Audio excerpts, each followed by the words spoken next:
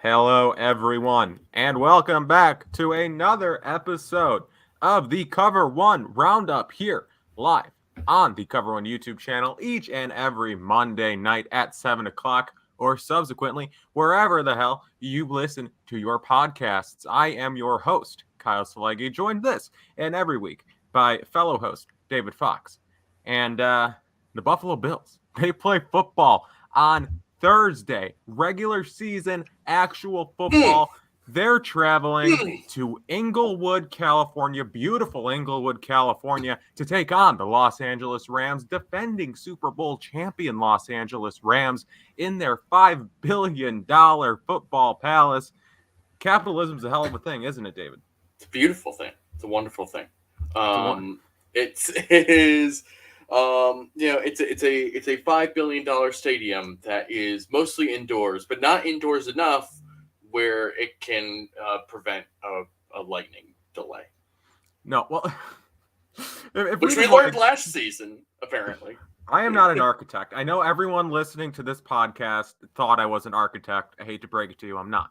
Have you been lying to us, Kyle? I know, right? But to me, like, I've never even suggested I'm an architect. I just give up. I give off architect vibes for sure.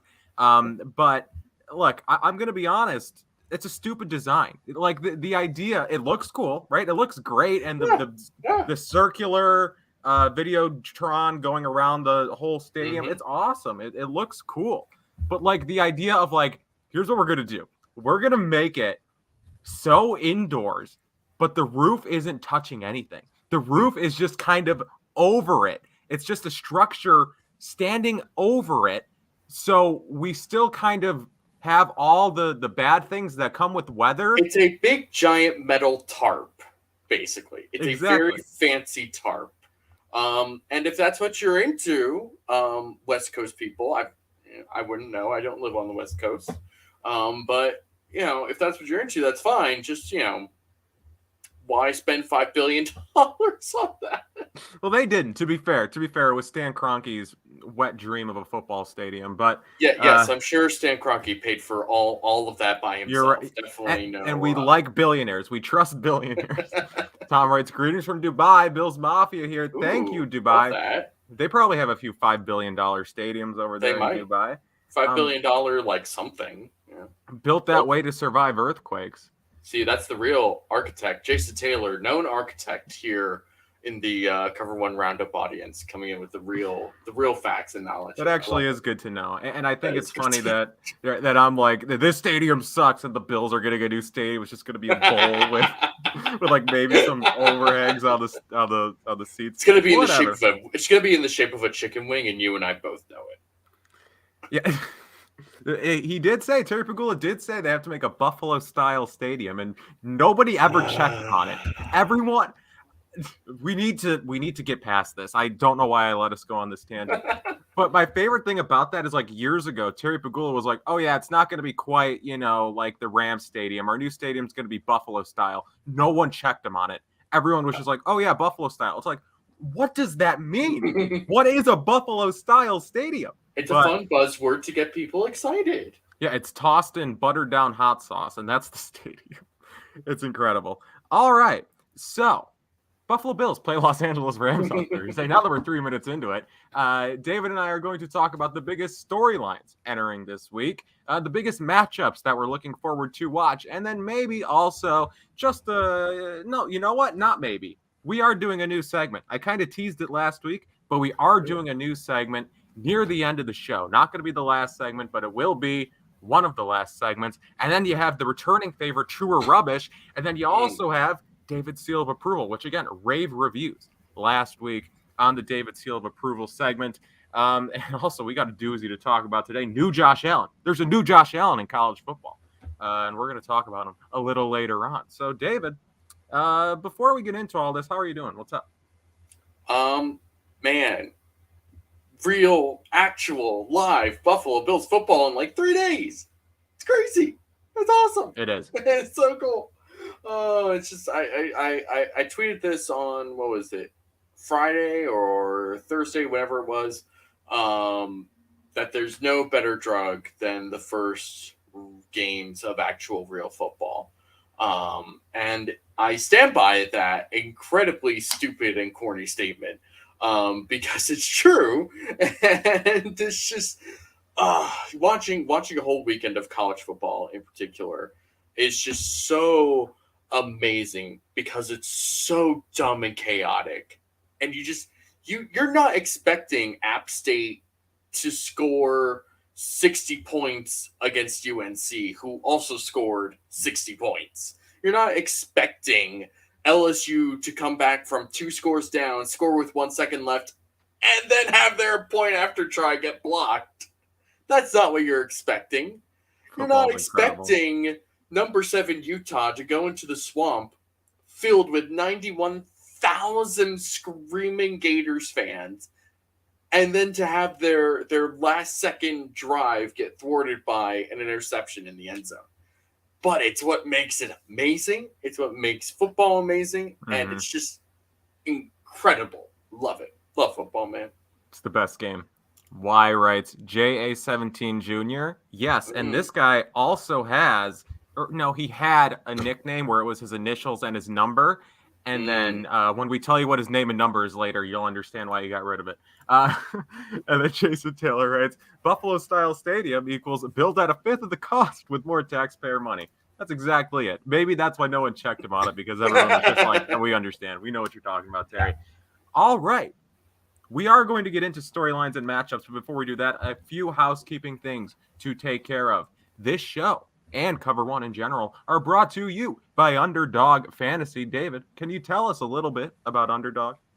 I would love to talk about Underdog Fantasy because Cover One is excited once again to partner with the most dynamic name in fantasy football, and that is Underdog Fantasy. If you have just your one home league, which, that must be nice. But if that one draft just isn't enough for you each year, then Underdog Fantasy is for you. All the fun of drafting your own players, but without the waivers and the lineup decisions. Best ball drafts allow you to have all the fun of drafting your team, all the chances to win big with none of the week-to-week hassle.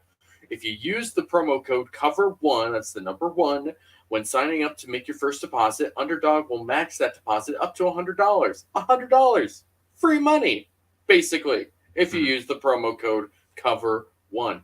And even better, Underdog's Best Ball Mania 3 contest is going to make 3 players millionaires, $10 million in total prizes, $2 million to the first, $1 million to the second, and $1 million bonus to the team with the most regular season points. That's 3 chances to win at least $1 million.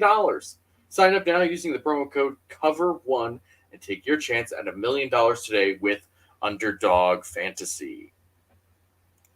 Thank you, Underdog Fantasy. Again, that is promo code COVER1. I don't typically mess with the best ball draft, but after doing some research, I like the idea. I think it's a great idea, actually. I think it's quite easy, especially I am only in one league. I have one home league because Good I denied. for you, Kyle. I know, yeah, I denied every other league this year. I was like, I'm devoting my attention to winning my league in which I am the commissioner. Right now, I'm putting all my energy on that league. But the issue is there's only like 2 or 3 other people in that league who take it seriously. So I was trying to make trades all weekend, and people were like, "Football's not even happening yet. Yeah. I'm not trading you George Pickens right now." And I'm like, "But why? I want George Pickens right now," and it wouldn't happen. Couldn't happen.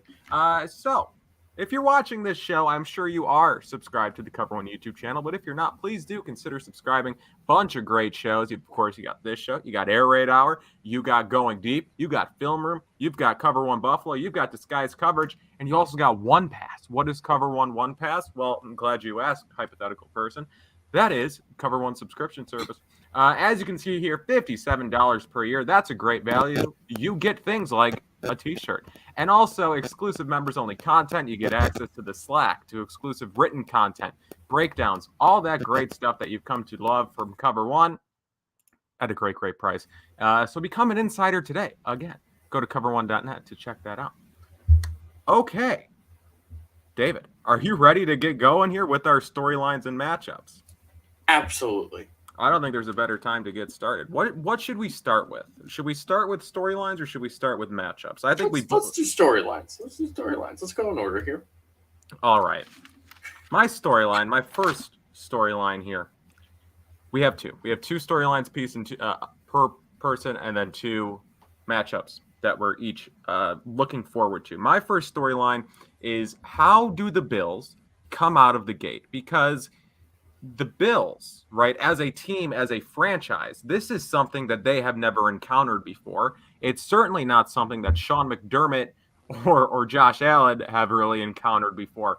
And that's, they have had an entire offseason of being told that they're the best, of being told they are Super Bowl favorites. And like, you hear people say, no, we're not letting the noise get to us. We keep that outside the building. We don't really let that inside. We don't pay it any attention.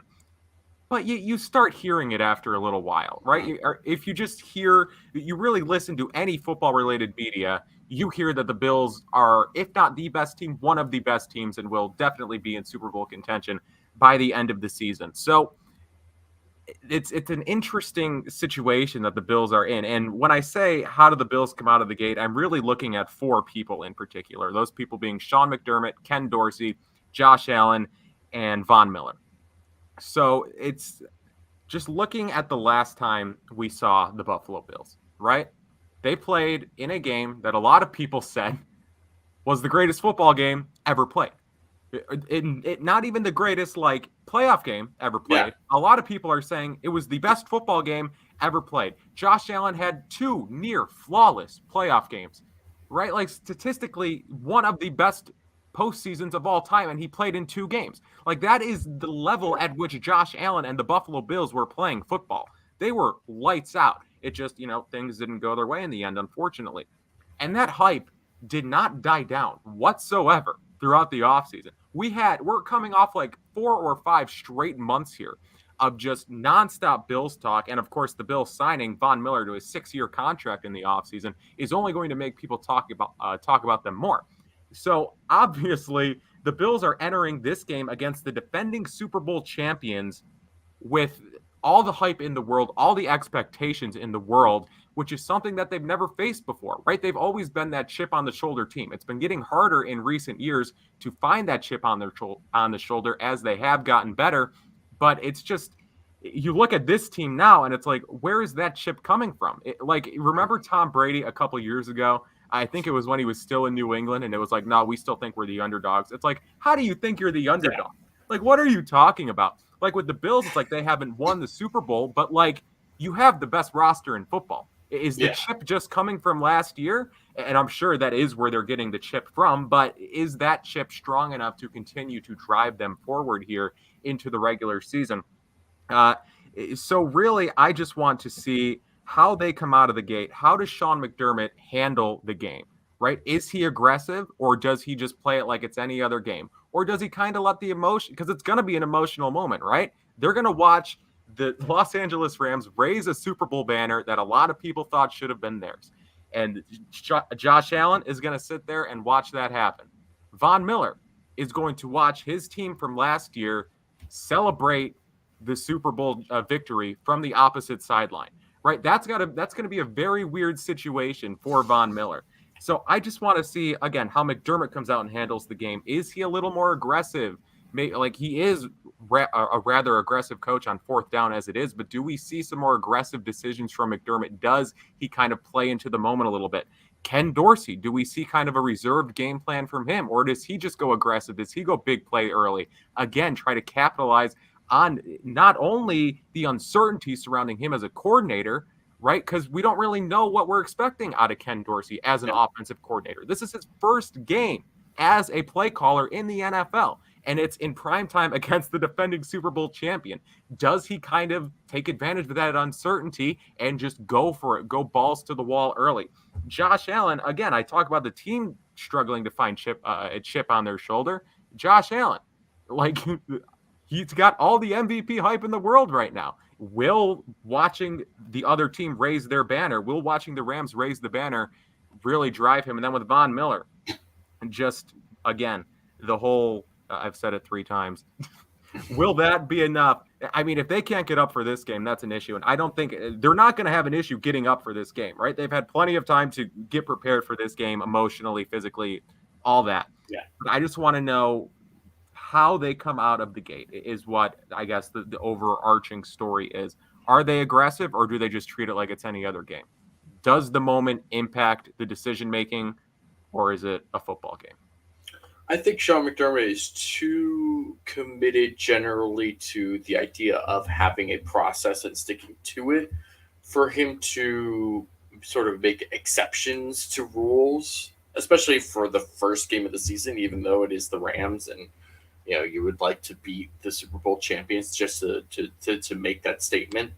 But it's a long season, slightly longer now that there's 17 games that need to be played.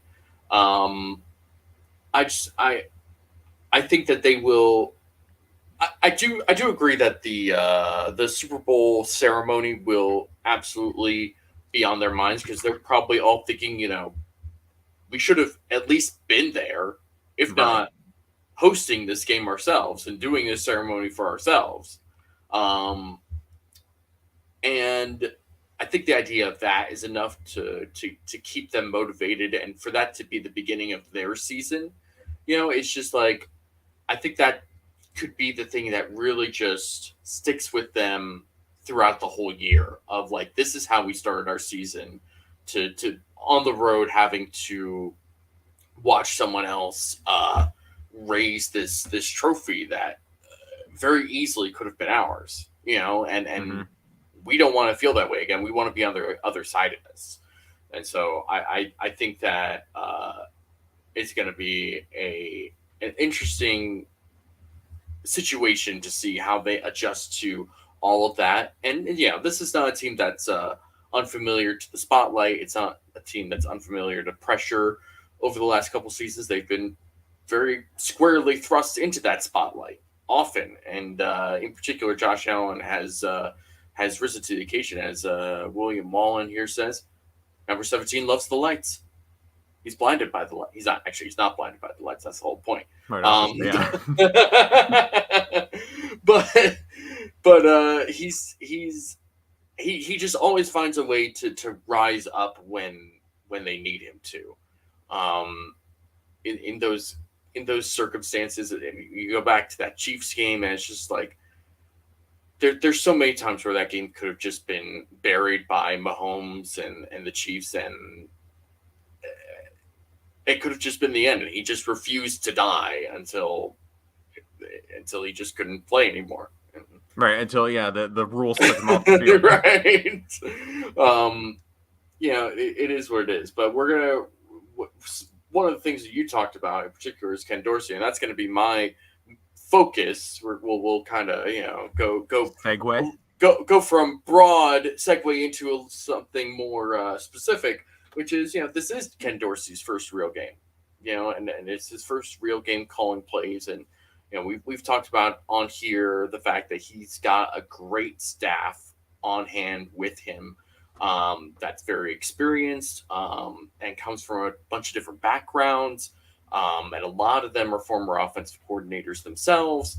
So he's got guys he can lean on. He's got a great defense to lean on, but you're going against Super Bowl champs, and you're going against the best defensive tackle in the game in Aaron Donald. And as long as he's not throwing helmets at people, then he's probably going to be on the field and terrorizing your team the whole game. And not only that, but you also have Jalen Ramsey, who, one of, if not the best corner in the game, and he'll let you and everyone else know about that too. So it's going to be a lot, but this team is not perfect. In fact, they deliberately made this team not perfect because the way that they built the roster is very stars and scrubs. It's very like where we are good, we are probably top 5 at that position, and where we're bad is just kind of a crapshoot.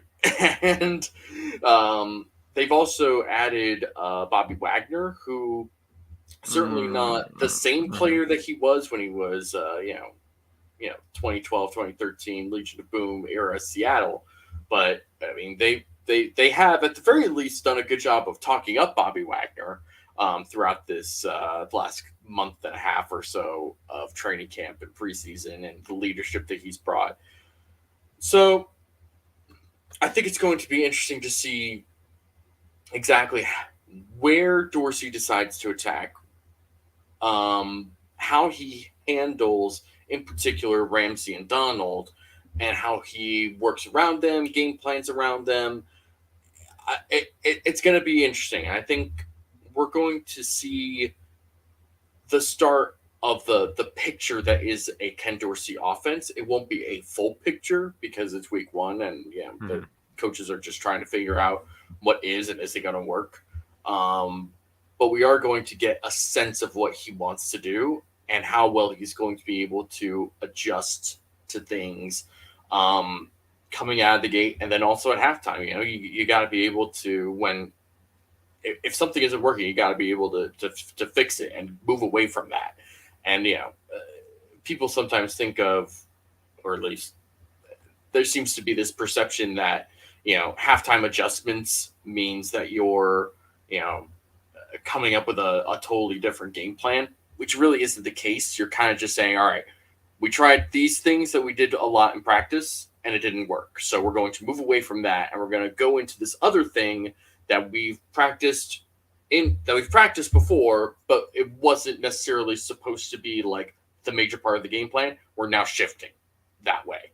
But it's going to be very, very interesting to see how Dorsey really adjusts to everything and being in that spotlight and being in that position, and having control over one of the best rosters on offense in the entire NFL. I mean, there's not a talent deficiency, certainly, to make excuses if things start to go awry for Dorsey. It's you got to be able to figure it out.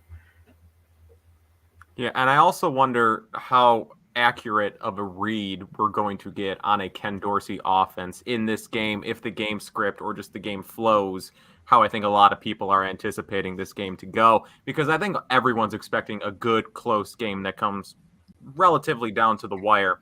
And you think back to Allen's primetime games, right? His primetime highlights. I mean, he has a couple where it's just like he stands in the pocket and lets a play develop and he delivers a bomb. But he also has a whole lot of plays where he just kind of runs around until something happens and he, he makes a play downfield or he runs a dude over. So, like, I wonder, like, obviously Ken Dorsey will be calling the plays, putting Allen in the positions to succeed, but also I'm not going to have, no one's going to have a full grade on Ken Dorsey as an offensive coordinator after this game, especially not after a primetime game to open the season in LA, a game in which Josh Allen will undoubtedly be playing out of his ass for probably most of the game and just making things happen, because that's what he does in situations like that. Jason Taylor writes, might be one of those games where the screen game could be very effective. If we see a screen game in this game, if we see screen passes, David, effective screen passes. Right. Let's be clear here. I don't want it for the sake of them happening. Yeah. If we get an effective screen game, Ken Dorsey for head coach. Jokes. But Jowl writes, what if the Bills set another, this is just a good, broad question. What if the Bills offense sets another record for points this season? Dorsey become the hottest head coaching candidate? I would say even without setting a record for points, he'll get interviews. Josh Allen is a coach maker at this point, right? Dable got interviews after 2019 when Allen wasn't even great. Josh Allen's a coach maker and Dorsey's respected around the league. I think Ken Dorsey, it'll depend on the interviews, how he interviews for sure. But yeah, I think he'll undoubtedly be in the cycle this year. So will Leslie Frazier. Leslie Frazier won't get a job because teams are silly, but what are you going to do? But yeah, just this is going to be a tone-setting game, man. I think that just really wraps up both of our points. Is this game could just set the tone for this season in a whole lot of ways. If they come out and they even look close to the team that a lot of people are saying they are, and they come out of LA with a victory, this fan base is going to erupt, right? I'm not sure if the city is going to make it until the Monday night game in week 2, because this city is just going to be literally on fire. And here's the thing. If they lose this game to LA, I mean, don't feel bad about that, right? Because not. The Rams are a beatable team, but they are also a team that can just easily wreck anyone that they can. And any team that they want, they can actually just destroy them because of the types of talent that they have. It's just a matter of, whether or not things are actually working, or if Matthew Stafford is actually, not throwing up punts to Jaquiski Tartt in the middle of the field. I do want to talk about Matthew Stafford. This is my second storyline. This is my second storyline. I have been stuttering all podcast. I apologize. I need more water or a new voice. So, Matthew Stafford, David, it's been one of the weirder offseason storylines, has been this whole thing surrounding Matt Stafford and this mysterious elbow injury, right? There's got to be like a Harry Potter-esque title in there somewhere. Like Matthew Stafford and the something of bad elbow. Let's go with that. And the something of bad elbow. Someone make a poster of that, please. Matthew Stafford and the something of bad elbow. So, yeah, he's got a bum elbow. Apparently, he's had it for quite some time, got some injections in it last year. And Sean McVay, at one point this offseason, sounded very concerned regarding this Matthew Stafford elbow injury that was irritating him. It wasn't irritating Sean McVay, though I'm sure it was. It was irritating Matthew Stafford, of course, was kind of having pain, difficulty throwing the football in his throwing arm. And I don't throw footballs regularly. I certainly don't do so at the velocity or with the accuracy of Matthew Stafford, but I can't imagine that having an irritable and painful elbow would benefit. Generally doesn't help. Generally. Matthew Stafford and the tendon of fragility. I love it. That's incredible. Okay. Someone suggest that to Prohaska. He'll love that. Okay, so, and like McVay sounded concerned about it, and then ever since they've been on the PR tour trying to downplay this, right? McVay was like, well, if you watch him in practice, you can't even tell that he's hurt, even though I just said that he's hurt. And then Matthew Stafford was like, nah, man, it's just irritating me right now, but I don't know why people are talking about it. I'll be fine. And then Sean McVay comes out and says that he could throw 50 times on Thursday if he needed to. And then Matt Stafford says that there's no limitations. What else would they be saying? Right. What else would they be saying 3 days before they're scheduled to, or 4 days, whatever, before they're scheduled to play the Super Bowl favorite team coming into their house? Like, obviously, they're going to downplay whatever injury this is, whatever level of severity it is. And people are saying, like, this would be something that would become more apparent as the season went on, more so than early. But I'm just interested to see if the arm injury of Matthew Stafford, again, Matthew Stafford and the tendon of fragility, is this something that kind of makes itself a bit apparent early, especially when we talk about this increased production that we're expecting out of the defensive line and the pass rush as a whole. If they're able to get into Stafford's face early and kind of force quick decisions where he can't really go through all of his reads and just has to make quick movements, does that aggravate the injury? And he's like an aggressive dude as it is, right? He likes to force balls. And I that sounded weird, but I just think, obviously, he's a tough dude, right? Everyone always talks about the toughness of Matthew Stafford and how he plays through injuries. There's that classic clip of him in Detroit where he breaks his arm or whatever, and then he comes out and throws the game-winning touchdown. So if he played through that, he can play through elbow pain. But broken arm is one thing, right? That's kind of ridiculous. You're not going to play through that regularly. But an arm injury, that is something fourth quarter. If he does have to throw 50 times a game with an irritable elbow, that's something that come fourth quarter when they might have to be passing the ball to kind of lead or to keep them in the game. That's something that could play a role, kind of the irritability of Matt Stafford's arm. So, David, what are your thoughts about Matthew Stafford's arm? Yeah, I think that Stafford is certainly somebody who relies, historically speaking, throughout his career on his arm strength and his toughness to make the types of plays that he does. And I mean, an elbow injury is not nothing, right? This is Jordan Poyer had a hyperextended elbow, said it was Yeah. the most pain he's ever been in, and dude had a lacerated kidney. It's tough. Yeah. I don't get how you could say a month ago, like, oh yeah, this is a concern, and then just like spend the next 3 weeks like, oh no, it's fine, and expect anyone to actually believe that. I don't. Will it be an issue? I don't know. It's such a difficult thing. I'm not a doctor. I would like to be because they make a lot of money. They do, I also yeah. probably wouldn't be able to be on this podcast, but it's just like, what are we expecting to have happen here? I mean, it truly can go any number of ways. And honestly, if it really is the type of issue that could be like a genuine problem, man, they're kind of in a bad situation because their backup is John Walford, right? I think so, yeah. Who, like, I'm sure Sean McVay thinks he's a great guy, but great guys don't always win you football games. Great guy, culture type of guy. Would love to have him date your daughter. Yeah, he's just that type of guy. But like the thing is, just to kind of, I guess, reiterate or just like look more closely at McVay's comments. He said at one point about this Matt Stafford injury that it's similar to what pitchers go through before getting Tommy John surgery. And a month later, you're telling me it's nothing? It's like Tommy John surgery. That's not nothing. If Tommy John surgery is in the question, this isn't nothing. Yeah. But like I remember Allen his rookie year, he got hurt against Houston. A defender came in with his helmet and just like went helmet on elbow, which would hurt.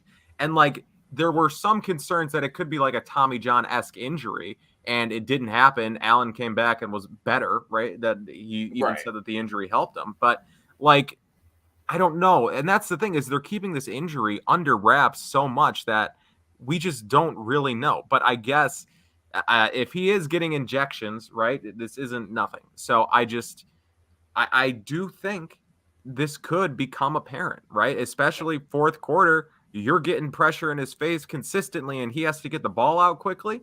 I mean, yeah, force him into quick decisions and force him into which is what this defense wants to do, right? Like this defense is always about, limiting the plays deep so you could just throw in front of them and tackle well, and it's what they want to do. And if they can, get that pass rush going early on, I think it's going to force them to make the quick game that much more a part of that offense, or having to do moving pockets. And then, like, how do the mechanics of an elbow when you're constantly moving? Like, I don't know. Maybe it doesn't have anything to do with anything, but it's tough. You want to make Stafford as uncomfortable as possible, and for him to think about how much pain he probably is actually in when with regards to his elbow injury. Let's catch up on some comments here from this one jabroni who may or may not look like somebody on this podcast. I don't think he looks that much like me. Which team is better equipped to come back from behind? Opening half might be a warm-up. If one of these teams struggles to start, who can best make a second half comeback? It's a good question. I mean, it would probably be the Bills, right? Because they just, one of the things. Just more talent across the board when you're trying to make a comeback. I mean, I always think of like that Patriots Falcons Super Bowl, and obviously a great historically insane comeback. But part of that was just because at a certain point, Tom Brady and Josh McDaniels just looked at Jalen Collins and just said, "We're just going to throw wherever he is," and he just could not keep up for the life of him. Just could not keep up with anything that was going on in that field at that point. And they weren't going to relent. They weren't going to like, all right, we've hit that side. We're going to, go over here. It was like, nope. We're just going to keep throwing at him until he can get off his ass and actually make a play. And that's, that's the type of team that the Rams have. Where they're good, they're amazing. And where they are bad, it's, probably going to be relatively easy to take advantage of. But this is also an extremely well-coached team. Like, Sean McVay is one of the best coaches in the NFL for a reason. Raheem Morris is a perpetually underrated coach in the NFL, in my opinion. And he is also somebody that should be getting more head coaching interviews and an actual head coaching job again. But, I mean, it's going to be tough. I would give that particular edge to the Bills just because that roster is more complete and it just opens up more options where, if Diggs, God forbid, is getting shut down by Jalen Ramsey and the run game isn't working or whatever, guess what? You still got Isaiah McKenzie in the slot. You still got Gabe Davis. You still have guys like Jamison Crowder and Khalil Shakir that can make plays. James Cook coming out of the backfield. And, of course, Dawson Knox. I mean, this team's got options. There are players on this team. Right, and also if they're locking down everyone in coverage, Josh Allen's going to just run dudes over. Right? He'll just take off and go. That's Josh Allen. And, I'm sure Josh Allen has never and probably will never forget Jalen Ramsey trash talking him when he was a rookie, when Jalen Ramsey's quarterback was Blake Bortles. That's another chip on the shoulder thing, right? Like, who is going to be the first to start a fight with Jalen Ramsey, Josh Allen or Stefan Diggs? Diggs on behalf of Allen, right? Allen will say something. That's a good point. That's going to happen. Allen will say something because he's a trash talker. Ramsey will take offense to it, and then Diggs will be like, "Oh no, you're not doing that." It's going to be incredible. But yeah, I love watching Josh Allen take on Jalen Ramsey because he's played him twice in his career now. I think Jacksonville in the rookie year when he did the Jalen Ramsey celebration afterwards, which was incredible. Awesome. And then 2020 with the Rams when they played the Rams in Buffalo. And Allen had a couple of touchdowns. I think Diggs was on Ramsey, if I remember correctly. Yes. And a couple on Jalen Ramsey. I remember yelling that in the bar when that happened. I just remember tweeting like, I think there's a word to describe Ramsey's performance, but I can't quite place it. Is it rubbish, waste, I trash? I don't know, or garbage? Like I don't remember what it was. But yes, Jalen Ramsey, hell of a player. They're using him in fun ways in LA now too, right? It's not just wide corner, right? They kind of move him all over the place. Yeah. He was always a fun player, arguably more fun now than he was.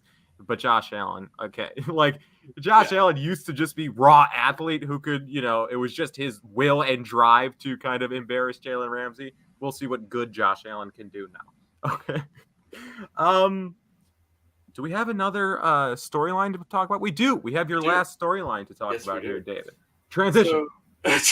Transition. So the Bills, on their official depth chart, announced that Spencer Brown will be starting at right tackle, which is interesting because they at the beginning of training camp he was not playing. He was coming back from his back surgery, and as the team often does, they ease their players back from injuries. They are not quick to rush people back from injuries, especially when it comes to a back procedure for somebody who's going to be 300 plus pounds. So this is in part why they got David Questenberry as insurance, essentially, because they, if I remember correctly, Questenberry was like a late kind of post free agency type of signing, right? Yeah, he was relatively late. So I imagine, and again, this is speculation. I have no idea what actually happened here. But my guess is Spencer Brown realized he needed to have this surgery, and the Bills were like, oh, well, we don't know how long we don't really know how long this back recovery is going to take. So let's get somebody who is still out there and can actually play right tackle. And that's probably when they signed Questenberry, who for some reason was still out there, even though he's a pretty decent player. So I do think that Spencer Brown will start the game, and I'm excited to see Spencer Brown in this game because I'm excited to see the type of work and the progress that he's made under Aaron Kromer. I mean, if somebody like Bobby Hart can take the coaching from Aaron Kromer, imagine what Spencer Brown's going to be able to do. But I think in this first game, we're going to, as Jahol, if we're saying your name wrong, I'm sorry, but that name's ridiculous. But Jahol, watch Joe. them platoon Brown while he works his way back. I do think that's what they'll do. I think that they're going to start Brown because they haven't seen a lot of him in the preseason, especially working with the starters. And they're going to just make him – they're just going to use that to their advantage as best they can, and then they'll work Questenberry in. It's going to be interesting to see how that all plays out, and it'll be interesting to see what the actual snap splits at the end of the game are going to be between those two. Yeah, Nick Avino. Shout out Nick Avino, right? Questenberry's pass blocking scares me, but I guess we will see. I don't think we need to worry about Questenberry long term, right? And like obviously we're talking about this game. Spencer Brown is the starting right tackle when he's fully healed. I mean, barring anything crazy happening, right? Him just being like the lone exception of Aaron Kromer being a good coach. Though the chat last week did tell me that Aaron Kromer could not coach me into a usable offensive lineman, which I still disagree with. But assuming something similar happens with Spencer Brown and it's just a disaster strikes, which probably isn't going to happen. But I do think Spencer Brown will get the job back as soon as he is fully healthy and capable of playing a full game. And I think Questenberry is serviceable enough that, like, in the role we're kind of expecting, where, like you're saying, David, he's platooning week one probably, right? Like, Brown's going to be on the field for as much as he can. Questenberry, here and there. Or maybe, like, 30 to 40% of the snaps when all things, when all is said and done, which I'm not scared about that. I am fine with David Questenberry as my right tackle for 45 to 50% of a game. We'll just have to wait and see what happens because they have a pass rush there in LA. They have a player or two there on the defensive side of the ball who can get after the quarterback. So we'll have to wait and see what happens. Ronald writes, I still can't grasp Hart making this roster. It's the magic of Aaron Kromer. The magic of Aaron Kromer. There were more comments that I want to talk about here before we move into matchups because we did have a lot of good questions here, a lot of good comments rather. FN writes, so when the Bill game, that happens on Thursday. Nick Avino writes, assuming Dorsey has an amazing year, could you foresee the Bills pulling a Bucks and promoting Mcdermott to front office and making Dorsey the head coach to keep Dorsey here? Or is that just a pipe dream? I love the optimism, Nick. I love that we're talking about Ken Dorsey, who we've never seen call a play in the NFL, and we're like, could he be head coach? It's like in the event that he does do really well and he does get a head coaching job as early as next year, I'm not overly concerned, to be honest, because the Bills, we've talked about numerous times on this podcast, David, the support system they have, Aaron Kromer, Joe Brady, Chad Hall. I'm fine with two of those guys becoming offensive coordinator. I'll let you decide which two I'm fine with. And then there was a comment about Gabe. Can we go back? I don't want you to. I just want to ask a question, which is, why is taking one of the best coaches in this franchise's history away from the head coaching position to promote a one-year offensive coordinator to the head coaching position a pipe dream? Is this your dream? Is this what dreams? What dreams are made of. Hey now. Is this what dreams are made of? Hey, hell of a karaoke song, Dave. That's a go-to. No, like I see the idea of continuity and keeping everyone together if you can, but also like if they lose Dorsey and Joe Brady takes over, cool. That's my reaction. Yeah. Like, okay. Like I'm not sad really by any more. Paul writes, crazy talk. Paul agrees. Paul's firmly in the camp of Dorsey for head coach. Crazy. I think that wraps it up. Okay. We're going to move into matchups, David. Let's do it. My first matchup, and there were people in the chat talking about this guy a little bit earlier, so we'll focus in on him here. Again, would have been a great segue, didn't take advantage of it. Okay, Allen Robinson is one of the more perennially underrated wide receivers in the NFL, in my opinion. Looking at his stats today, just to write further about this matchup, I even forgot how underrated and how good Allen Robinson has been in the past. Wasn't great last year. I think he only played in 12 games. Injuries kind of screwed him up.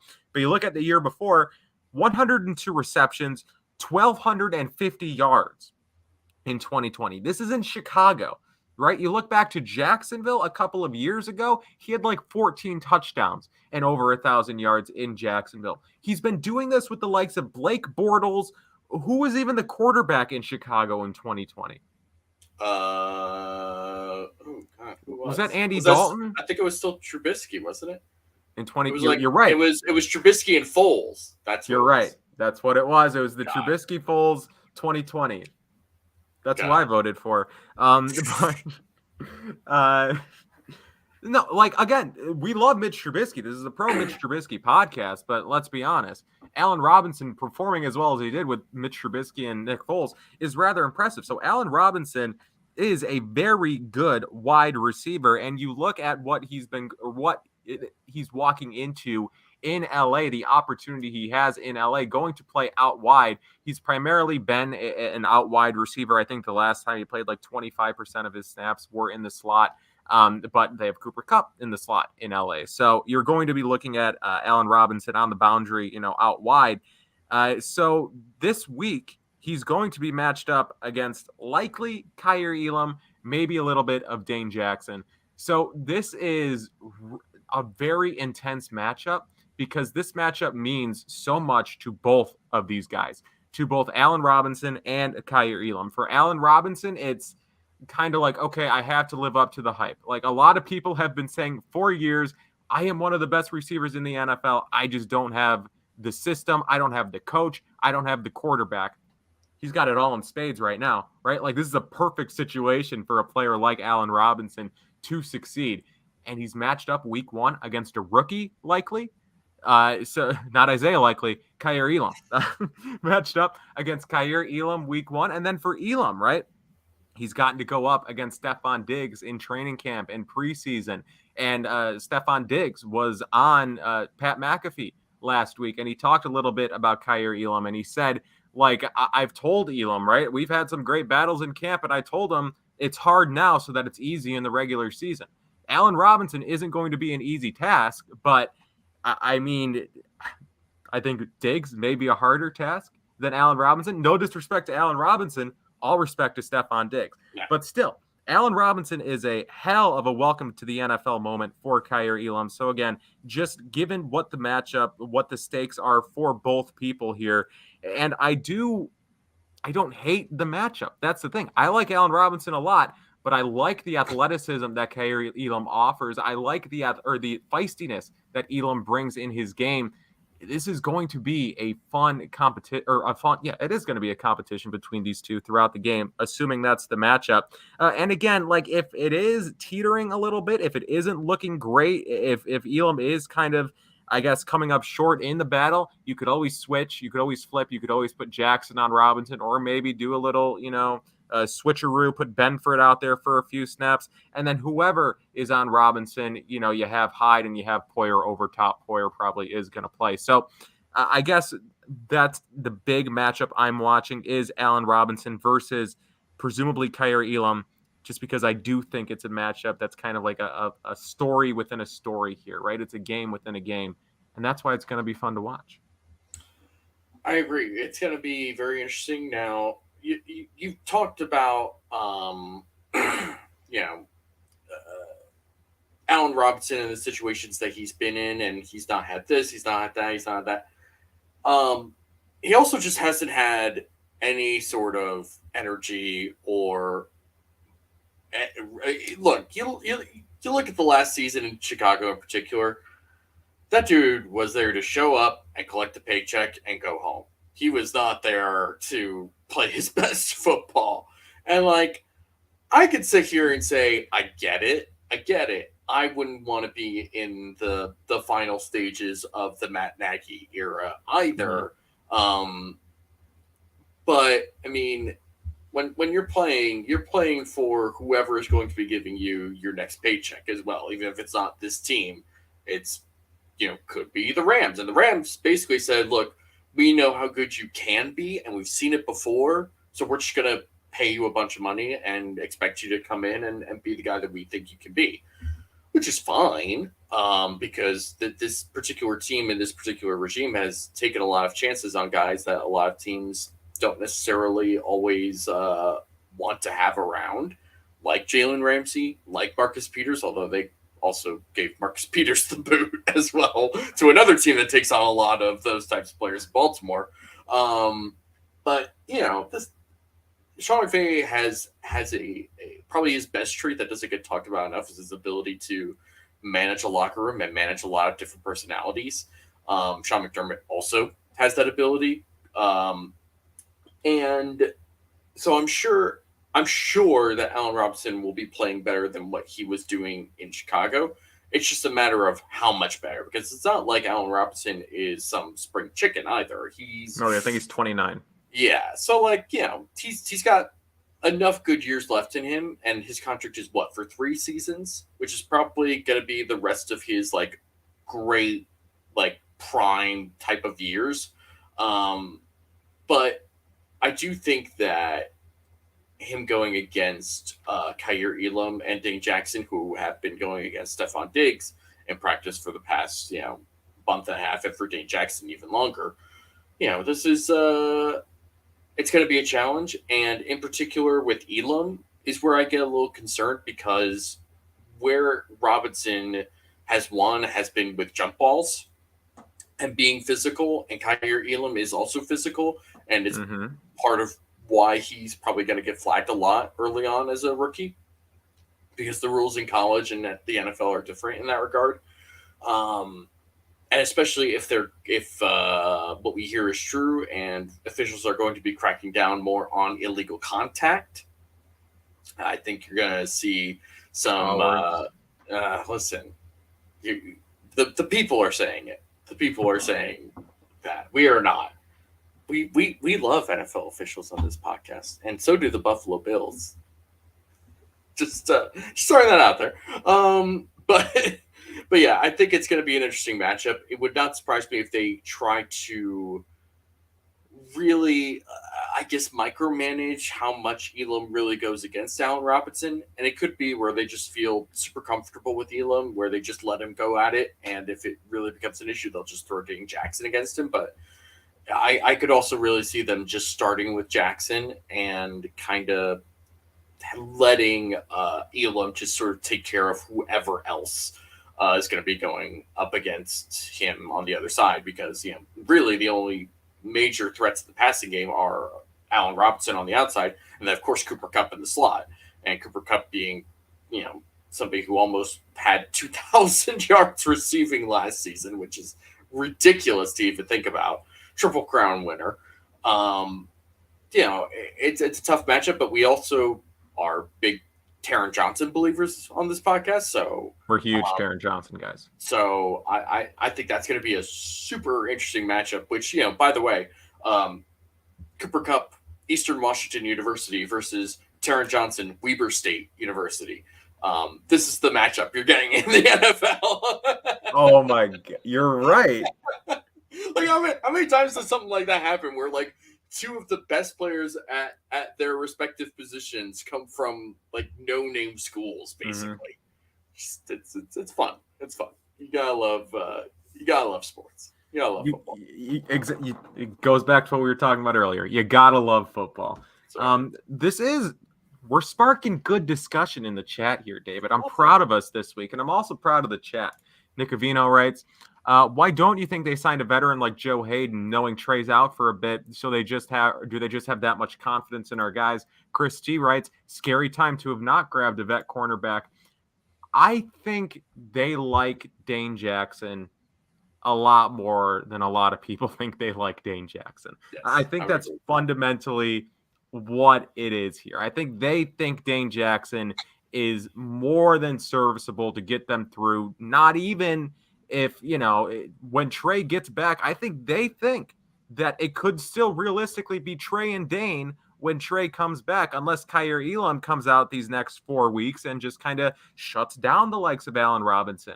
Or he's probably not going to be matched up against Treylon Burks in Tennessee, right? And that wouldn't be, that big of a matchup regardless. But it's going to be interesting what they do with Dane Jackson when this happens, because I think that's why they didn't go out and sign a vet cornerback, because I think the role that a lot of people want a vet cornerback to fill in Buffalo, they think they already have it filled in Dane Jackson. So they have that, steady presence on the field already with Dane Jackson. That's who I'm talking about. There we go. I remembered it. And then you got the two guys on the other side in Christian Benford and Kaiir Elam. I mean, given just the natural talent of both of them, mostly Elam, but both of them and the coaching ability, especially with this team's coaching staff and their ability to coach up young defensive backs, it would be more of a shock if one of or both of them don't turn out, right? One of them is going to turn out and be a serviceable cornerback. So I think that's why they didn't really address or target a veteran cornerback the same way that a lot of people wanted them to. And John says what we've said on this podcast so many times: when it comes to the secondary, McDermott is the whisperer. They get so much out of these guys that, I mean, Micah Hyde and Jordan Poyer were not high draft picks. Trey White and Kaiir Elam are, but largely because of their athletic traits. Mm-hmm. Taron Johnson, 4th round pick. Christian Benford, who we've liked what we've seen from Benford in the preseason and training camp. 6th round pick from Stanford. Villanova, sorry. I don't know where I got Stanford from. Jeez. But Dane Jackson, 7th round pick from Pittsburgh. These, and of course, Levi Wallace, who was an undrafted guy from Alabama, who, was really great from a technical standpoint, but just not an athlete at all. So they don't really care, who you are. They're just going to put you in a position to make it work. So whatever their plan is for that particular position, for that particular matchup, yeah, I'm curious more than anything else. I'm not necessarily worried yet. And I think that this is going to be very, and like you said, like people talk about, why didn't they sign Joe Hayden? Why didn't they sign a different veteran? Like you said, Dane Jackson is their veteran at this point. This is going to be his 3rd year.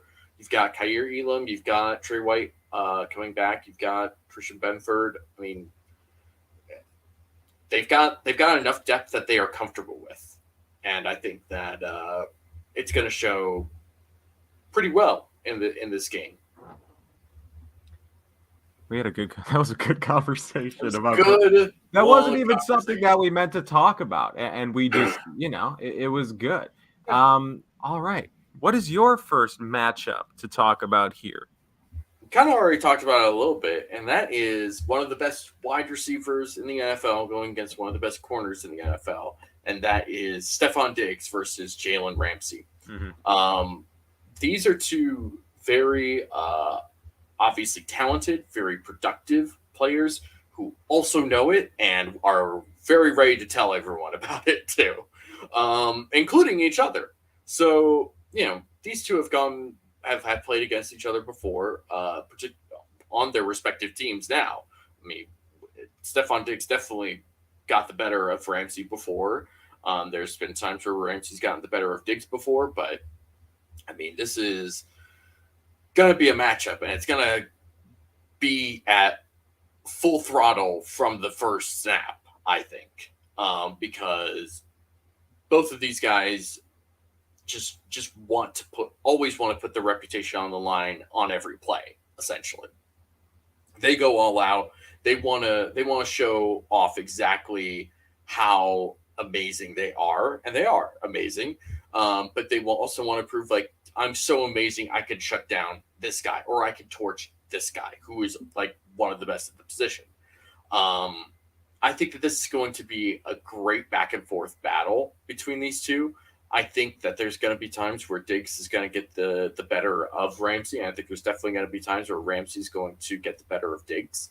It's just a matter of when and where those things happen, and how much they're able to take advantage of those matchups in particular. And more than that, like, the Bills do have other options that aren't Stefan Diggs. Like we talked about, Gabe Davis, somebody earlier in the chat, and maybe I can find it, mentioned that this could be a great Gabe Davis game, which it could totally happen. I think that's a high possibility, maybe even a probability that could happen. And if that's the case, that's awesome. And in that sense, then Stefan Diggs is also doing his job. There we go. Classic John Herring. Always a great supporter of the Cover One Roundup and Cover One in general. This feels like a game Gabe Davis is going to beast. And I just think that there shouldn't be a point where the ball is being forced to Stefan Diggs unnecessarily. Josh Allen is a quarterback who is going to throw to the receivers that he trusts, and obviously he trusts Stefan Diggs for good reasons. So there's going to be times where he's going to throw into tight coverage against Jalen Ramsey to Stefan Diggs, and they just got to make a play, and it's going to be interesting. And I think that regardless of what happens with Diggs versus Ramsey, I think it will still allow guys like McKenzie and Knox and Davis to really show what they have. And this could be like the game where fantasy gurus go crazy saying like, hey, we told you about Gabe Davis. We told you about Isaiah McKenzie, which I'm totally here for. Oh, absolutely. And like we talk about, or we brought up earlier regarding Jalen Ramsey and how the Rams last year kind of moved him around a little bit, made him a bit of a Swiss Army knife player. He's not going to be that this game, right? They're going to stick him on Stefan Diggs, and that's where he's going to live. And Diggs will have his opportunities, as you said, David, right? Diggs will win some reps. Ramsey will win some reps. They're both too talented to not win a single rep throughout the game. So they'll go back and forth. But you look at the rest of this Rams secondary, Troy Hill is starting opposite Jalen Ramsey. Safeties, Taylor Rapp and Nick Scott. I'm sure they're fine players, but I'm not looking at these names the same way I'm looking at Jalen Ramsey, Aaron Donald, right? Obviously, they're the top tier players at their position, but just like in general, right? Fear is not put into my heart at the sight of Troy Hill's name or at Nick Scott's name. I'm sure they're nice guys, but I'm not overly intimidated, I guess. And Bobby Wagner, like you said earlier, he's still a player, but he's not like a player. You know what I mean? Like he's not the Bobby Wagner that we fell in love with. He's not Bobby Wagner of 10 years ago, Legion of Boom, Bobby Wagner. He's a linebacker, probably above average linebacker, but depends on the week, really. So just you look like even if Diggs is out of this game, and obviously we want Diggs to perform, we want Diggs to make those plays, just kind of break Ramsey's ankles because it would be incredible for highlights and just the story would be great. But let's be honest, he might not get the reps this game. But like you said, the Bills have enough talent elsewhere that should be in favorable matchups throughout this game, whether it be a Gabriel Davis, a Stefan or not a Diggs. That's what I'm talking against here. Or an Isaiah McKenzie, a Dawson Knox. They have talent that will have mismatches, and they should capitalize on those. Yeah, I agree. Okay. Looking at the next matchup here, there was something I want to talk about here. I think it was John again. John with another good comment. Aaron Donald versus our center. Not a matchup that I've wanted to focus on. But I do want to bring it up, or not a matchup that I wrote anything down about, but it is good to bring up here. We're a pro Mitch Morse podcast. We do little to hide that. We are very big Mitch Morse guys, but look, any center or any interior offensive lineman against Aaron Donald, that's a struggle. And then you think back to last year, not the one time, but like one of the times that Mitch Morse played a similarly big, powerful, strong, pass rushing defensive tackle, Cam Hayward. Cam Hayward just destroyed the game in week 1. So, in fairness, the entire Steelers front gave that is true. That every was the Bills Melvin offense. Ingram game. Yeah, That was Melvin Ingram. That was TJ Watt. That was everybody. Kind of just went full tilt in that game, unfortunately. true. But like obviously, I think Aaron Donald matched up against anybody is a concerning matchup. And even though we love Mitch Morse, I mean, come on. We'll see what happens. They're going to have their hands full, just as every NFL team ever does with Aaron Donald. But the matchup I want to focus on here, I'm staying in the trenches. I'm just flipping the script a little bit. The Bills' defensive line versus the Rams' offensive line. I'm talking all-encompassing here. I'm cheating a little bit. I'm talking about the entire Bills' defensive front versus the Rams' starting 5. So if there was one position group that was retooled this offseason for Buffalo, it was the defensive line. They bring in Von Miller, of course, the 6-year deal. Also bringing Daquan Jones, Tim Settle, Jordan Phillips, and Shaq Lawson. At least 4, maybe 5, but at least 4 of these guys will have significant roles, will likely see significant playing time this Thursday. I want to know how this front and how the defensive line in general produces in terms of pass rush against Stafford and the Rams offensive line. I'm not really concerned about them on the ground. Like, I like Cam Akers, right? I like Darrell Henderson, but is Henderson even playing? Is Henderson still a player? He's got to be, right? Good question. He is. He has no injury listing. So, yes, Henderson will probably be going. But, like, again, their run game isn't my concern. Akers is more of a concern in the passing game to me than he is on the ground. And I'm a big Cam Akers guy.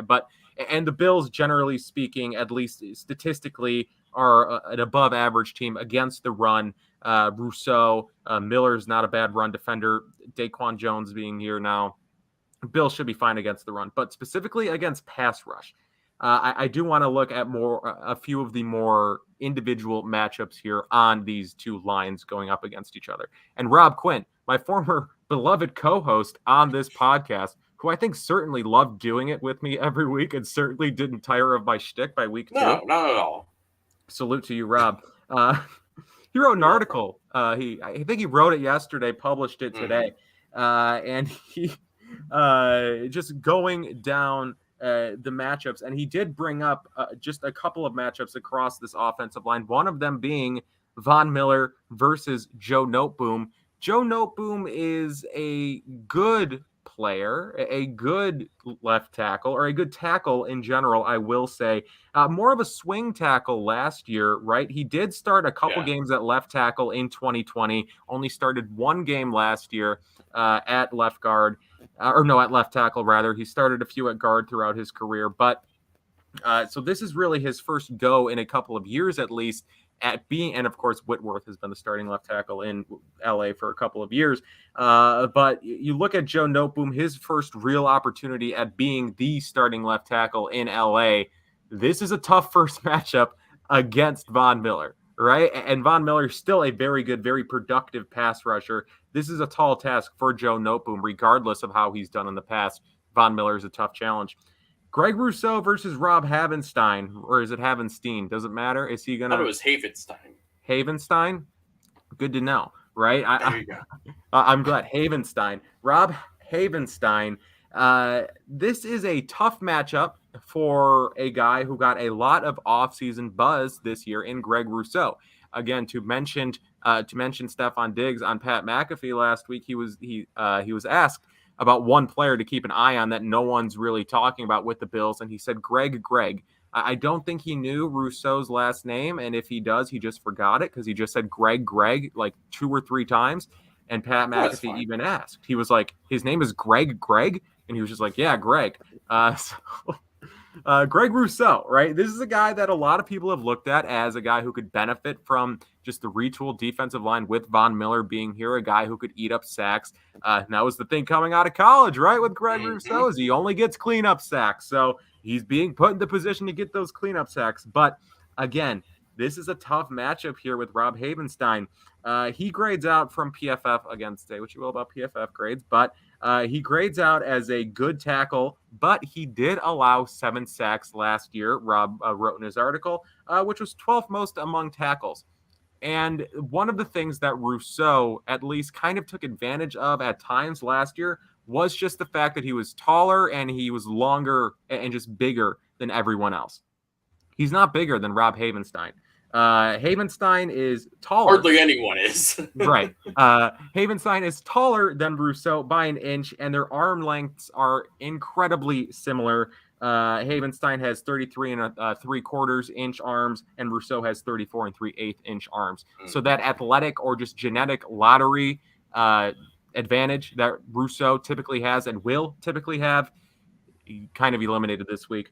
And then also just looking at the interior of the offensive line, if there is a weakness on this Rams offensive line, it is on the interior, which will benefit the likes of Ed Oliver, benefit the likes of Jordan Phillips, Tim Settle, who I think we're all expecting big things of out of this year.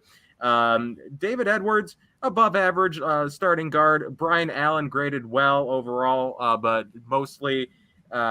he graded poorly as a pass blocker. He's their center. And then Coleman Shelton is not that good. So you look at the interior of the line and you look at just maybe Rousseau and Miller doing their thing on the outside and kind of opening up opportunities on the inside for guys like Oliver and Settle to perform, and Jordan Phillips. I think that's where we're going to see the production come from this week, pass rush. I do think Von Miller, he'll get a sack because it's what's got to happen. Yeah. He's got to get a sack in this game. It's going to happen. But I do think we're going to be talking about, again, all last offseason, David, or not offseason, the whole last half of last year. I feel like every week we were talking about how Ed Oliver had another game. Ed Oliver's insane now. Ed Oliver blowing up plays consistently. I think we're going to be doing the same thing next week at this time when we talk about this game. Like, Ed Oliver started the season really well, had 6 pressures and 3 sacks taken away. But like that's just what happens with Ed Oliver. But I do think we're going to get increased pass rushing production. And if, looking at it on paper and looking at it statistically, it looks like that production is going to come from the interior defenders. So, David, this matchup, do you agree? And this is how they exploit it and overcome it?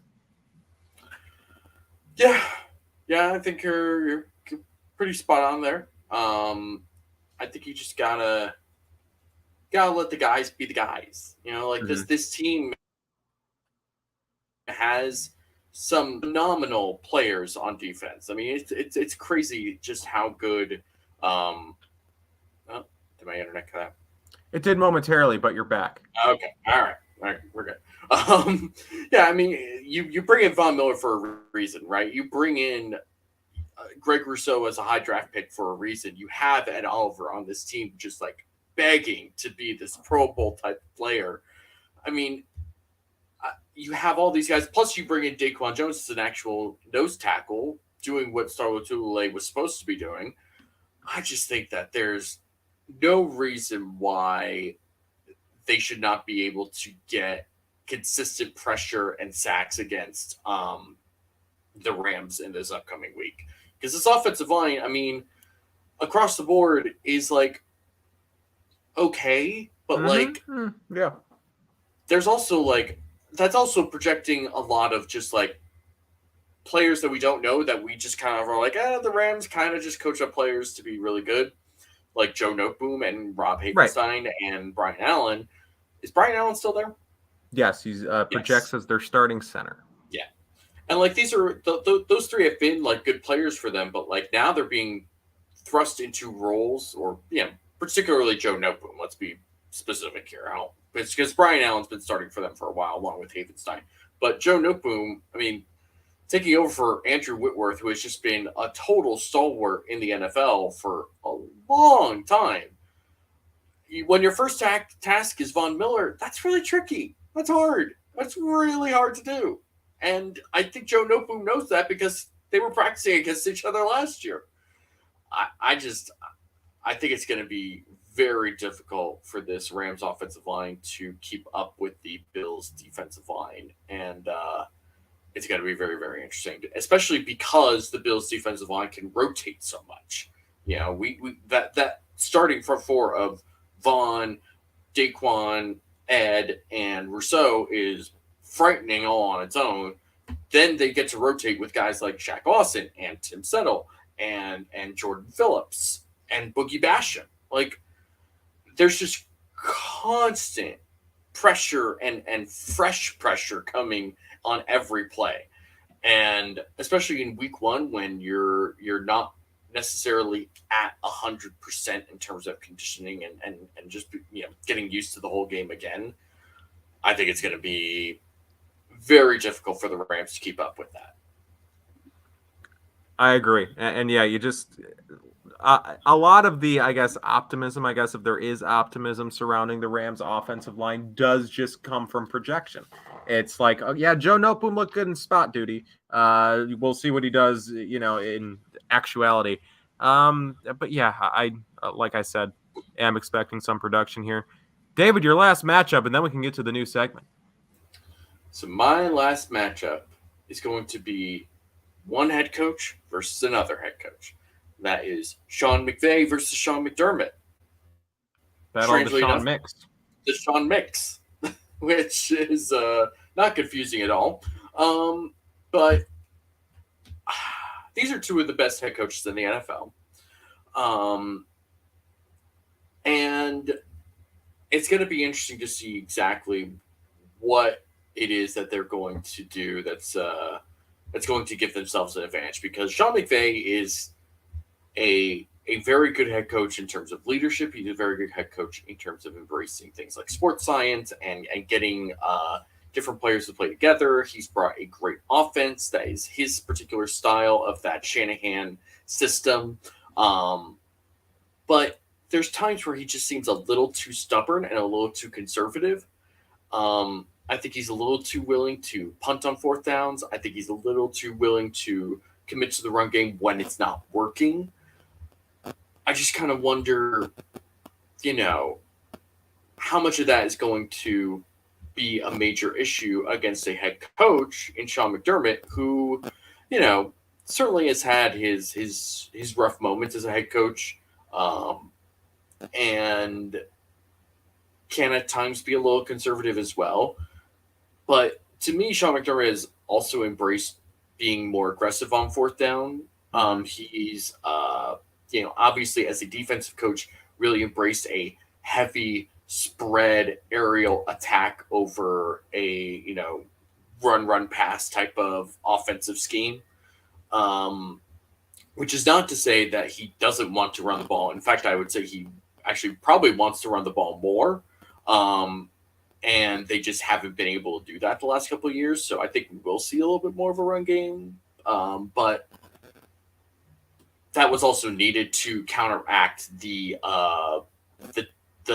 way that defenses were playing them, playing more too high schemes and forcing teams like the Bills and the Chiefs to take more underneath stuff or just to try and run the ball. I mean, the Bills faced a lot of light boxes last year that they just could not take advantage of because they just were not able to run the ball effectively until the end of the year. So I do think that it's going to be a very interesting matchup to see what these two coaches really try to take advantage of from each other. And, who's going to be able to manage the clock better, who's going to be able to make the aggressive decision, who's going to flinch first, and I think it's going to be a very interesting matchup that I think Sean McDermott takes pretty strong advantage of. It's a bold take. Is that the hot take segment returning? Remember we used to do a hot take segment? Is that a hot take? I guess it's a little. Is it a hot take? Is good coach out coaches other good coach? Is that a hot take? It might be. You never know. Maybe it is. Maybe it isn't. We already have so many other segments on the show. Do we really need to? I want the second hour to just be stupid segments that are just named after. Look, David, this podcast has many flaws. One of them is my uncreativeness when it comes to naming podcasts, or not naming podcasts, naming segments, right? You think about true or rubbish. What is that? It's just, it's something is true or something is rubbish. You think about David's seal of approval, which I sometimes refer to as stamp of approval in the document. I don't even know what I named it. I forgot what I named it. And then Doesn't also, you look at this segment. It's called Oopsie of the Week. This is the segment. Well, great transition. Let's take it to chat. What do you think a segment called Oopsie of the Week would be about? I won't even let you answer because it's that simple. This is where David and I look back on the week that was, and we talk about one Bills-related thing, whether it be a play call, a decision, a press conference moment, a tweet, just numerous things or several options that the world of the Buffalo Bills gives us every week. We each will deem one thing as the biggest oopsie, and that will win that week's oopsie of the week. So, David, what's your oopsie of the week? My oopsie of the week is punters not named Sam Martin.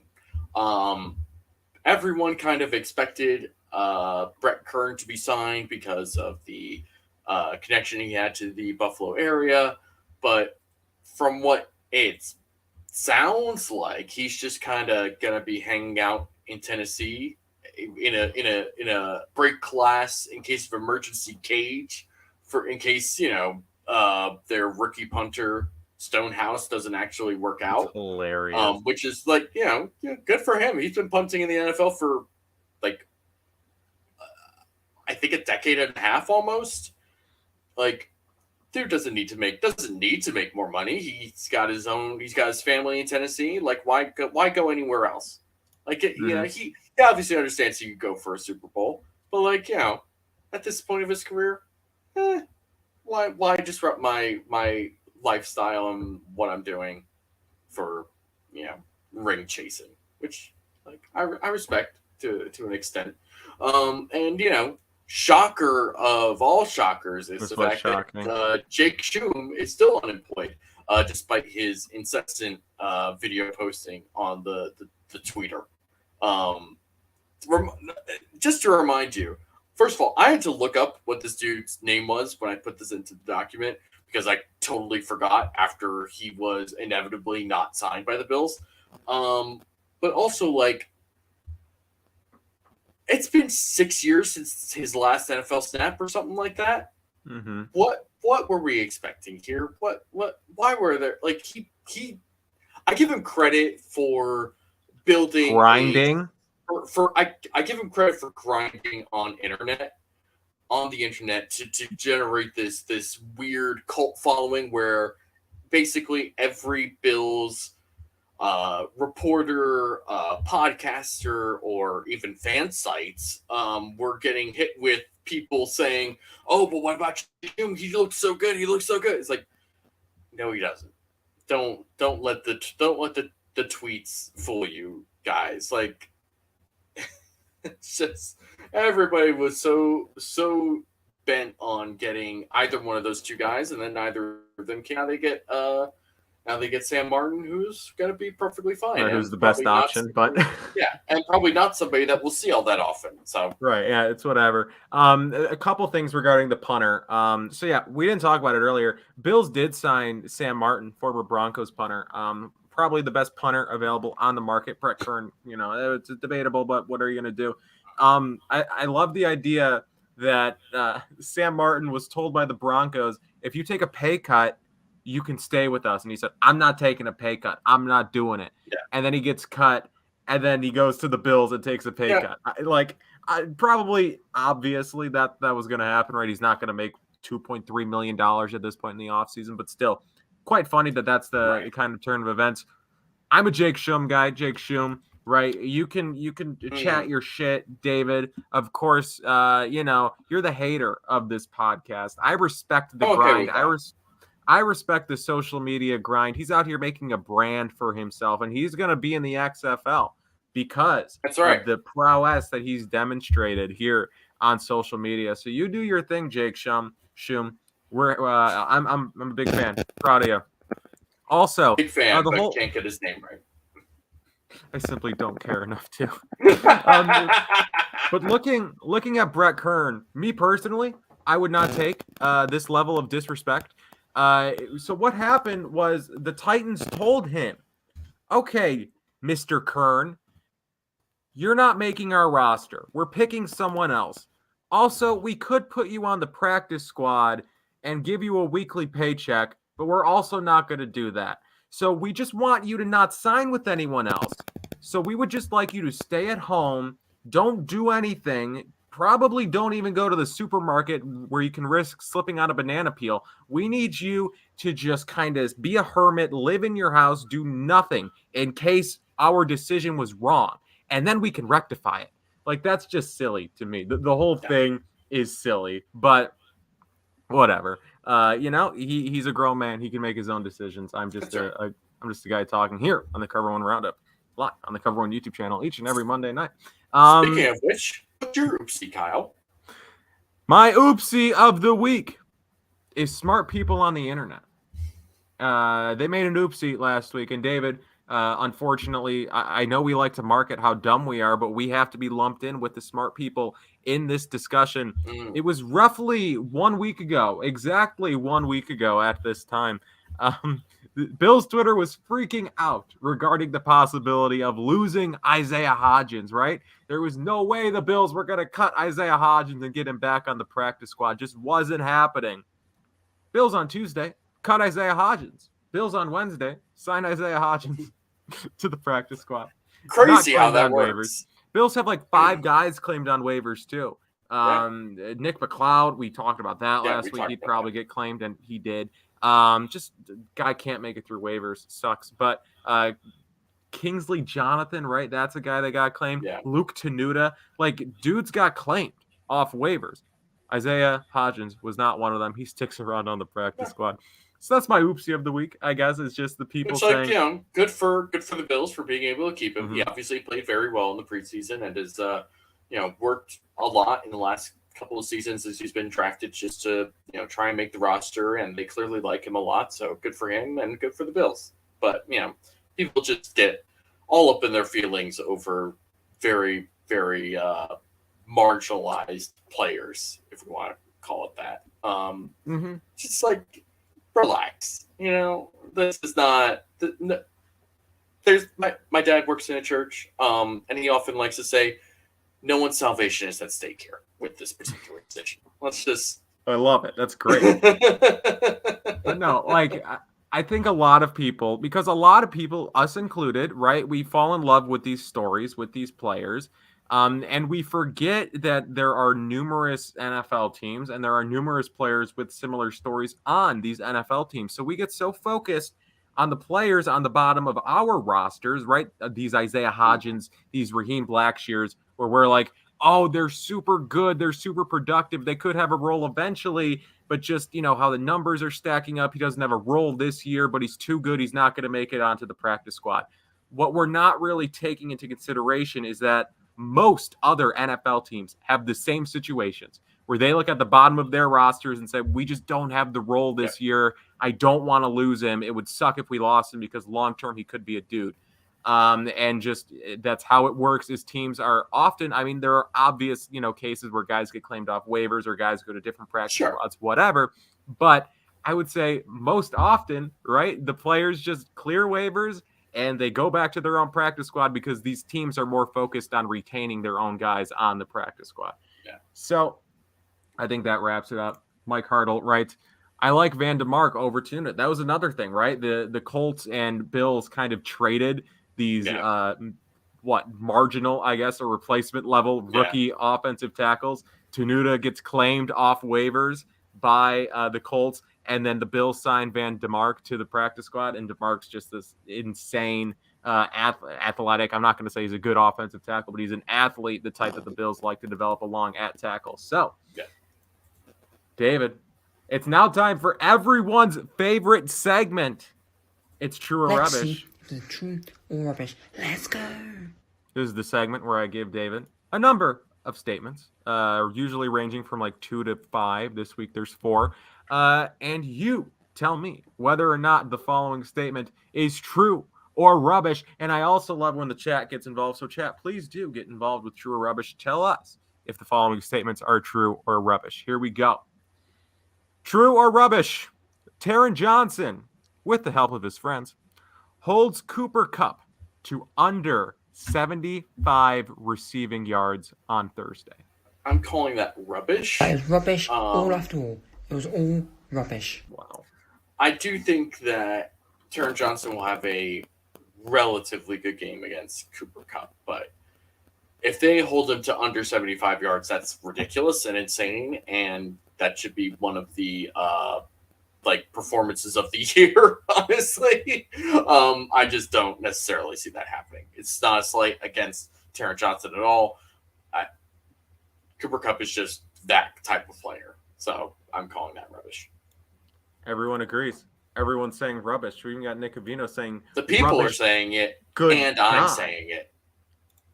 The segment with the cheapest soundtrack. I think Jason That's just called right. I think he called the segment rubbish. I think it was like, it is stupid. I'm done. Can't blame him. Okay, the people. Moving on. I guess the people don't like Taron Johnson. Sad. What are you going to do? True or rubbish? Isaiah McKenzie shows that the preseason hype was worth it in this game.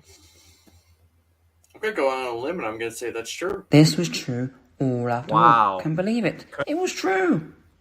I think this game in particular could be a really good. I mean, we talked about it earlier. This could be a Gabe Davis game. This could be a Dawson Knox game. This could be an Isaiah McKenzie game. And I think that if he gets those opportunities, I think he is going to take advantage of it. I have now officially been McKenzie pilled, and it feels very weird. But I do think, again, if they give him the opportunities, I think he's going to take advantage of it. I think he could really be a major factor in this game, an important factor. I mean, they put him as the starting slot receiver for a reason, right? Like, they have Jameson Crowder. Khalil Shakir played extremely well in the preseason. I mean, it's not nothing. I think that this could be a major turning point for Isaiah McKenzie in his career. So I'm going to call it true. This is a quick true or rubbish. True or rubbish, I should start Isaiah McKenzie in the flex in fantasy this week. I will not address that. Don't ask me for fantasy football advice. I'm terrible at it. I'm in 3 leagues and I'm terrible in all 3 of them. I need help badly. Okay. True or rubbish? Aaron Donald is not the most talked about defensive tackle on Thursday night after the game. Calling that rubbish. That is rubbish all after all. It was all rubbish. Aaron Donald is, by nature of being Aaron Donald, one of the greatest defensive players in NFL history. And while we do love Ed Oliver on this particular podcast, Ed Oliver is not Aaron Donald, and that's okay. That's okay, because Aaron Donald is a once-in-a-lifetime type of player. And it would take a lot for Aaron Donald to not be the most talked about defensive tackle after this game.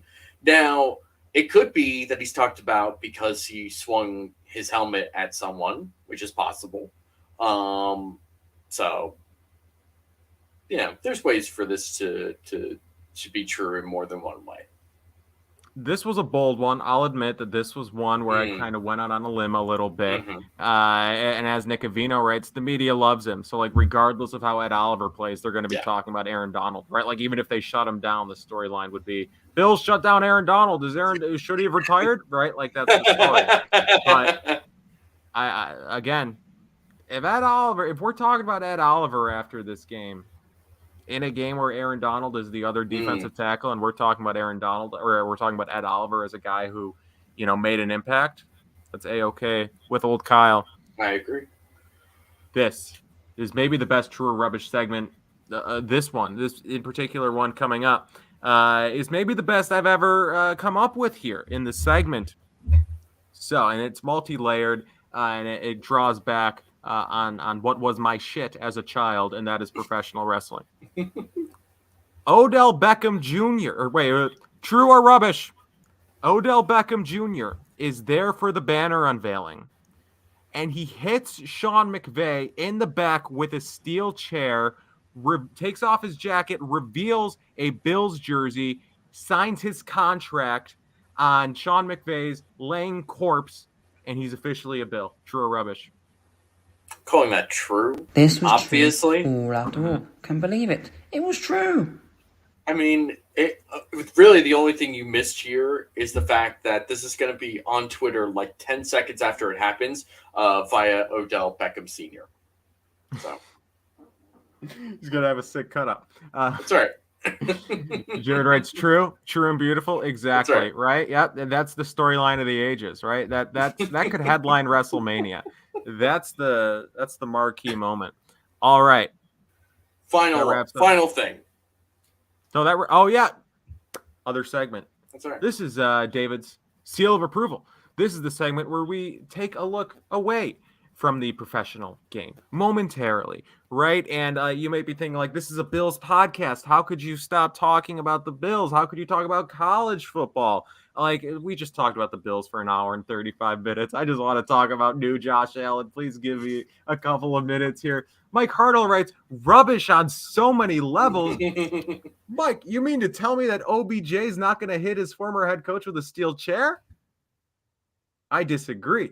I wholeheartedly disagree. I think this is something that could happen, and the chat agrees. The chat, the chat's with me. I apologize, but yes. This segment called David's seal of approval. Again, we look at college games. Last week, David gave his seal of approval to Notre Dame versus Ohio State as a game to keep an eye on. So we're just going to kind of preview the week that's coming up in college football and just kind of highlight games, whether they're going to be exciting, just in general, good prospects, maybe Bills fits as prospects, maybe guys have Bills connections, things like that. So we're going to, that's what this segment's all about. So David, before we look into this week's kind of slate of games, I guess a little bit, last week, Ohio State versus Notre Dame got your seal of approval. In hindsight, does it still maintain your seal of approval? I kind of wish I had gone out on a limb and gone with Florida versus Utah because I was about to do it. And that ended up being a great game and a great upset. But I still really enjoyed Notre Dame versus Ohio State because those were two defenses that were just hitting each other. I mean, that it was extremely physical and pretty fun to watch from that particular standpoint. But yeah, I kind of wish I had gone with Florida versus Utah, but I'm not going to make that mistake this week because my number one stamp of approval is going to be Florida versus Kentucky.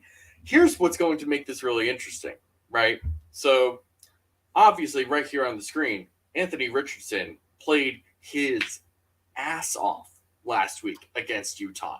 An incredible performance capped off by a ridiculous 2-point conversion where he pirouetted in the air around a tackler and just threw like it was nothing. It was such a great play. If you haven't seen this Anthony Richardson play, go look it up. It's truly Josh Allen like. I mean, it's pretty impressive.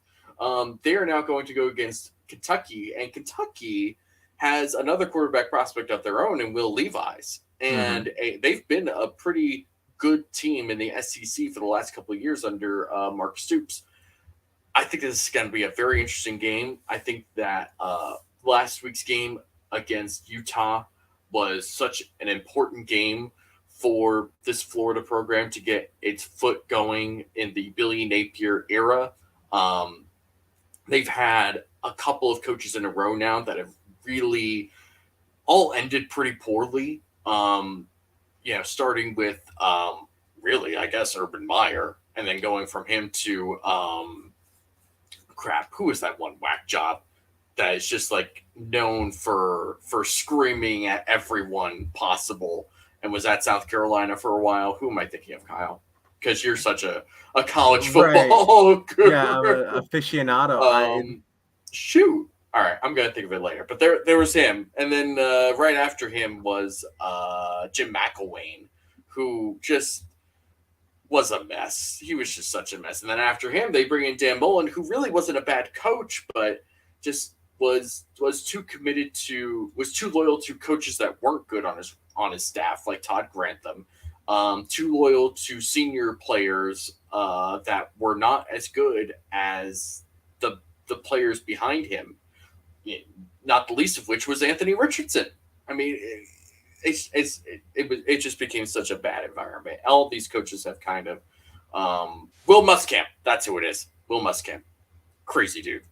One of the greatest moments in college football history is Will Muskamp when he was the defensive coordinator at Texas, coming in at halftime, drawing up this particular defensive call that they had installed in like less than 10 seconds.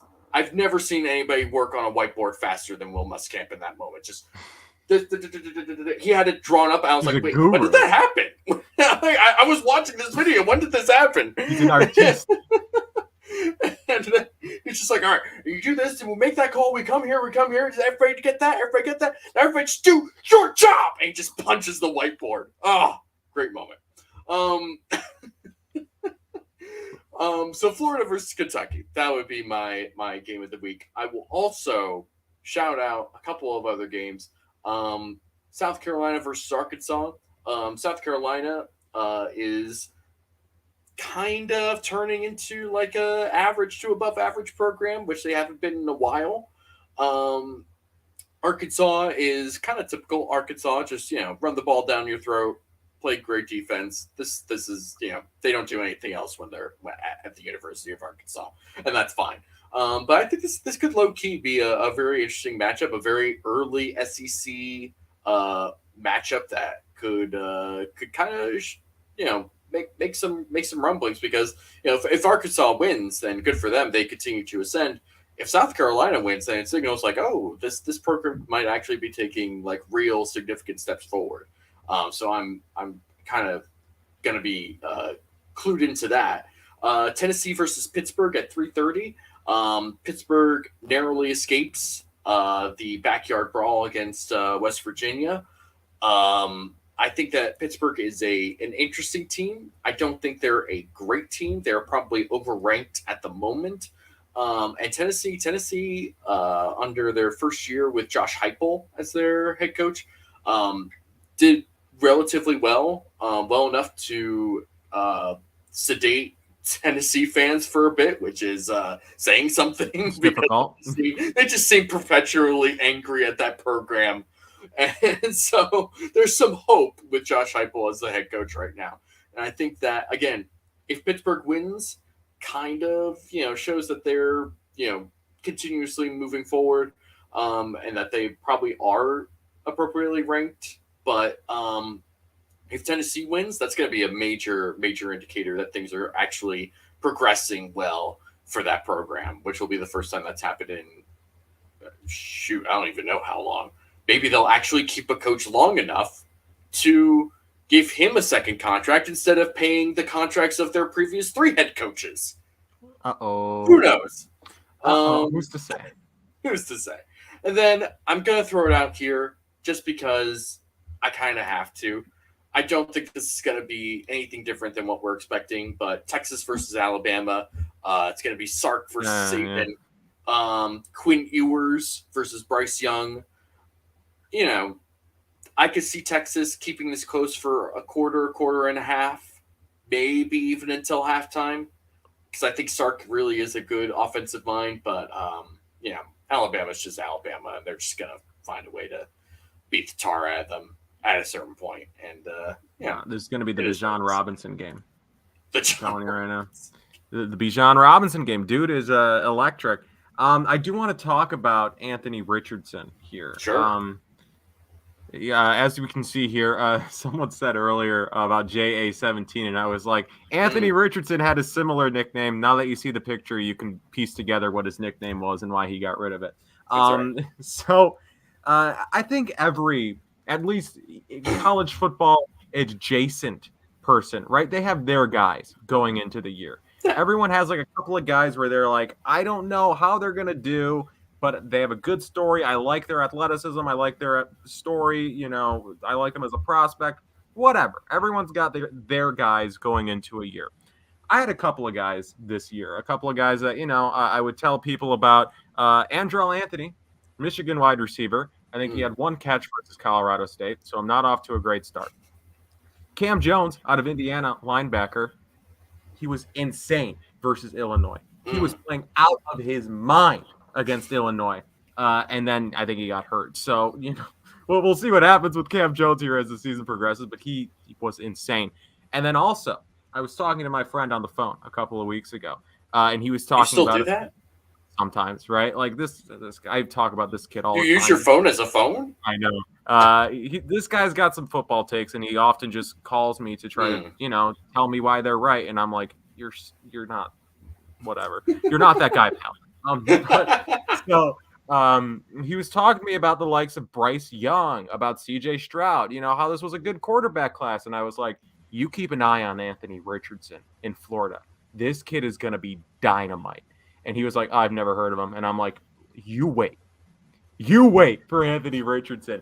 And immediately, like a lot of times with my guys, I'm immediately wrong. I'm just like, I'm stupid. Like I was completely off for a variety of reasons. Anthony Richardson, I feel so vindicated already, right? Yeah. With these highlight reel plays. I had my friends who don't like football sending me the highlights of Anthony Richardson. Like that's how electric this kid is already. He's going to be a top 10 pick in next year's draft, like maybe already, unless crazy stuff comes out. Just his combination of athleticism, arm strength, everything, right? He is the prototypical modern quarterback. You draft him because Josh Allen is doing what Josh Allen is doing, and you look at what Anthony Richardson is and what he's doing, and you're thinking, you're just piecing it together in your mind, like, okay, he could be that. Like that, this is maybe the next. Josh Allen is kind of in a league of his own in a lot of ways, but Anthony Richardson, similar type of player, very fun player. And David, I don't know if you watched, I don't know why you would have, but UTSA played Houston last week. This game was crazy. I'm a big UTSA fan dating back to the NCAA 14 days, right? NCAA 13, rather. UTSA was my team, the Roadrunners. Evans Okacha still follows me on Twitter. Nobody understood. All right. Great flex. Brag. Evans Okacha was the UTSA running back in the day. That's just had to throw that in there. But no, like they weren't good, but they were my team. They were my college football team, and now they're actually good. It's just like the Bills, right? They were terrible, and now they're good. They took number 20, whatever, Houston, future Big 12 bottom dweller, Houston, Dana, whatever. They took him down to the wire, right? They went to like triple overtime. Unfortunately, couldn't pull it out. I don't remember their quarterback's name, but he's a left-handed athlete. Dude was incredible. I think his name is Frank. It's like a guy's in his early 20s named Frank. Just incredible. But we're big UTSA fans. Exactly. Who doesn't watch every UTSA game? It seems disrespectful not to. They play in the Alamo Dome, right? The Alamo Dome is maybe football mecca. There, I said it. I can't think of a better venue for football. Does that wrap it up, David? I'm done. We went 100. Yep, that's what that number said. We went 100. We went an hour and 47 minutes deep, pretty effortlessly, I will say. This was a quite impressive effort here from the kids. Thank you guys for watching.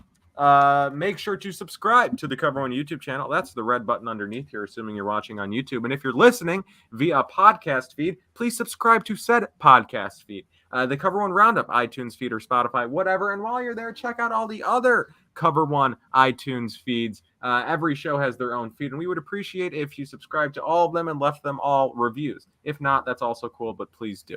Also, check out all the other Cover One shows. Check out Cover One Pass. Again, great value. All that great exclusive written content. Cover One Premium Slack. You'll be able to communicate with hundreds of Bills fans on a daily basis, talking about a wide variety of topics. Always great conversations going on there in the chat.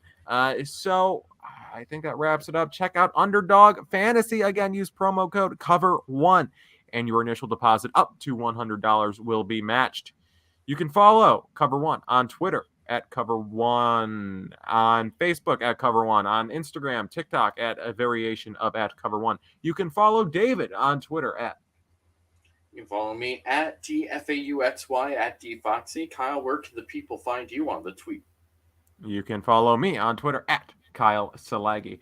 Thank you guys for watching, and we will talk to you next week with a review of a Buffalo Bills regular season game. I cannot believe the time is here, and boy, we're excited, right? Bills to the Super Bowl?